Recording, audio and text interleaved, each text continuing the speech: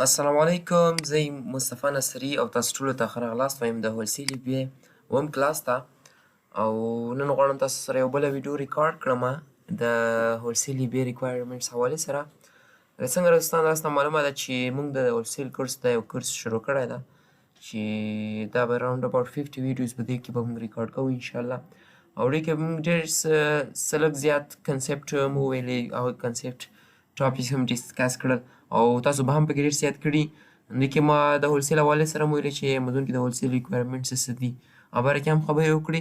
نو د هولسیل ریکوایرمنټس کې غواړم دې دا ټاپک اګین تاسو ته ایکسپلین کړم چې دا ډېر زیات ضروري ده که غواړئ چې که څوک غواړي امازون کې مطلب بزنس وکړي، کاروبار وکړي، د هغوی دپاره اکاونټ ته ضرورت ده. نو اکاونټ کې باید دا څیزونه سره وسي.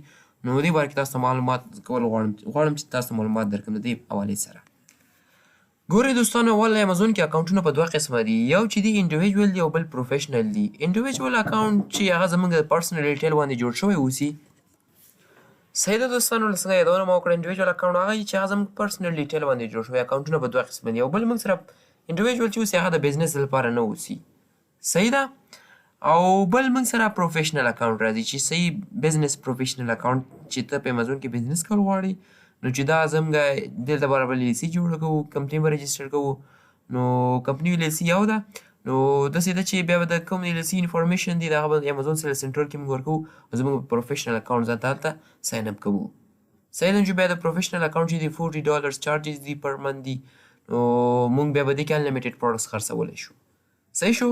نو انډیویژوال کې چې یا لیمیټ وسي یا کې مطلب ته بزنس اراده دي نه تا سره سم اماونټ اف پروډکټس وي، نو هغه ته په امازون کې سیل کول غواړي، نو د بزنس اراده دي نه هغه لپاره به انډیویژوال اکاونټ ده. او صحیح که کاروبار په امازون کې کوي نو تا ته ضرورت ده د پروفیشنل اکاونټ ده.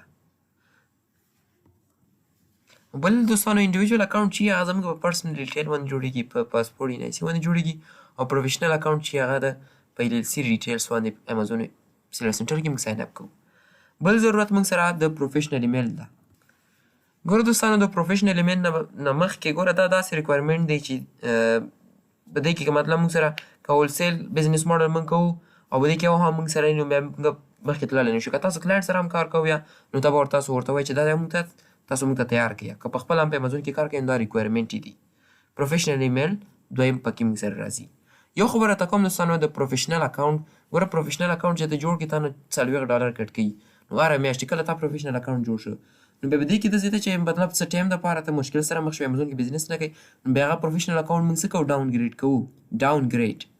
یو اپګریډ ده یو ډاون ګریډ ده. نو بیا موږ نه هغه $40 چارجز نه اخلي. صحیح ده دوستانو.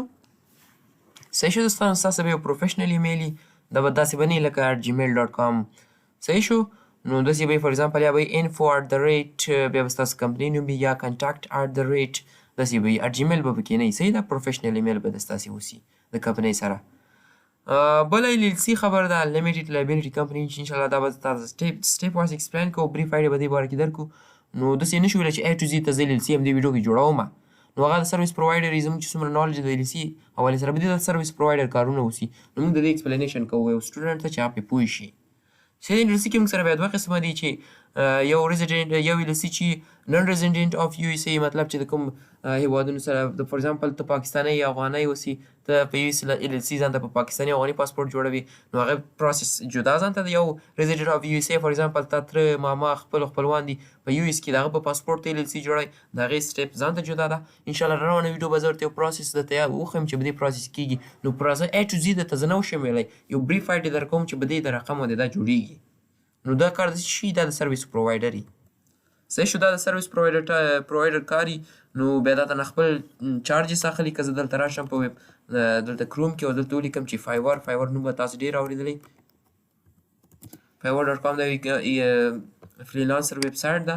دې کې تا کوم سکیل وسي نو راشه هلته خپل ګیګ جوړ کړه او خلکو ته یې دا سکیل زه لرم، نو خلک به تا ته آرډر پلیس کړي. چې کله هغه آرډر کار ورته پوره کړي نو بیا به تا ته خپل د هغه چارج خپل فی د هغه به درته درکوي. فار ایگزامپل که ته LLC رجسټر کړې، زه ورته وایم چې فون سمپل LLC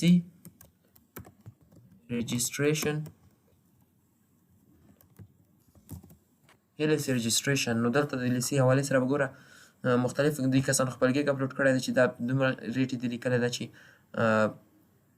لیکلي چې I will register LLC non US resident and EIN number in 72 hours bio registration.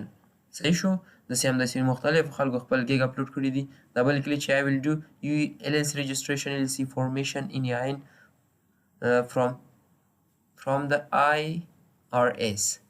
صحیح شو؟ دا مختلف خبره مې څه کوله چې دا تاسو د LLC registration نه یاد کړئ، همدې کې ځان ته پیسه ده ګټلی شئ. صحیح شو؟ بل موږ سره سیلف سرټیفیکیټ ده چې دا چېرته ضرورت راځي انشاءالله دا به هم چې کله د LLC هغه کار وکړه هغه به هم در سره نو دا مې درته مخکې یادونه وکړه دا سرویس پرووایډر ټول کارونه کوي چې ته LLC سره دا ټول تا ته درکوي. یا آینده چېرته ضرورت راځي ولې ضرورت راځي دا به هغه نه بیا مکمل معلومات تاسو ترلاسه کړئ. همداسې ویبسایټ تاسو باید د LLC په ډیټیلز باندې یو خپل ویبسایټ وسي او یو باید تاسو سره د فون نمبر وسي د US فون نمبر وي چې بیا ته د هغه برانډ د US د برانډ ډسټریبیوټر هولسیلر د هغه د سپلایر سره ته پرې رابطه ساتي. نو تاسو سره باید یو د US فون نمبر لازمي وي.